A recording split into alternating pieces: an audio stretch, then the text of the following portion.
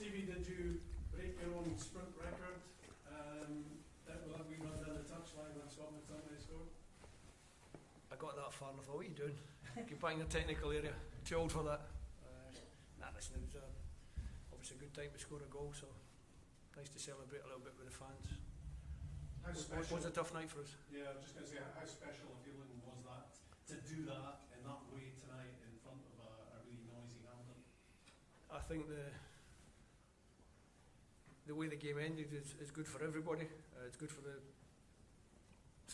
supporters to enjoy the last little bit when the 6 minutes are not for extra time. There was a roar going up in the stadium that I don't know if it gave us a little bit extra impetus, but we managed to score a winning goal in that time.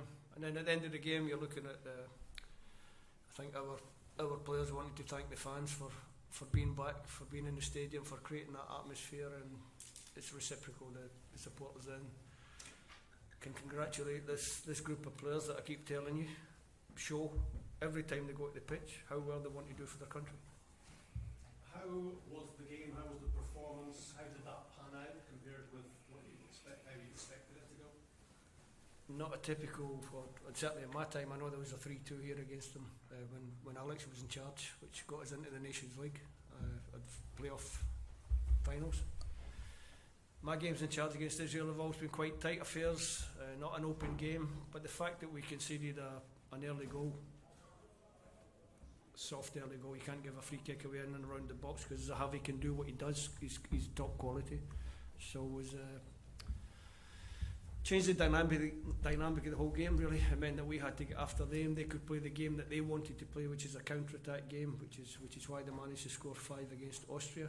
It was similar, they scored after 3 minutes against Austria and then scored so many goals on counter-attack. So it was difficult for us to get back in it. The players took their time. Eventually we made some passes, and eventually we got John McGinn free at the edge of the box, made it 1-1. And we shot ourselves in the foot again almost immediately, losing another soft goal. And that's 2 big blows to take. We had managed to put ourselves back in some kind of contention going back into the break, and then we get the penalty, and Dykesy misses. So I told them at half time, if you do want to lose a game, you're doing it in a perfect fashion. So the talk in half time was really just about, we have to play our way. We have to be play with more tempo, play with a little bit more ambition, control the game better, and we did that from the start of the second half, more or less to the 96th minute, and we got reward. Your opposite number, Willie Rutenstein, was talking about just that build-up of pressure against Israel second half, and eventually it pays off. Yeah, it does. It does. Well, obviously that was the game plan, is to build that kind of pressure from the start, but the early goal changes the dynamic of the game, and even when we got back in at 1-1, we let ourselves lose another one, which makes it a long night. Pleasing thing for me as a coach is people say we can't score goals. 17 shots on target. 17 shots, 9 on target. And on a night when we needed to score 3 goals, we scored 3 goals. So that tells you that we can score goals. So for the confidence of the group moving forward, I think that's a big thing. Last few questions, please. What did you think about the referee's turnaround on the decision on the Dykes goal? Well, initially from the technical area, I'm looking at it and I'm thinking there's a foul, because the referee chalks the goal off, and I turn to my bench, my technical area, and they're telling me straight away that there's no contact.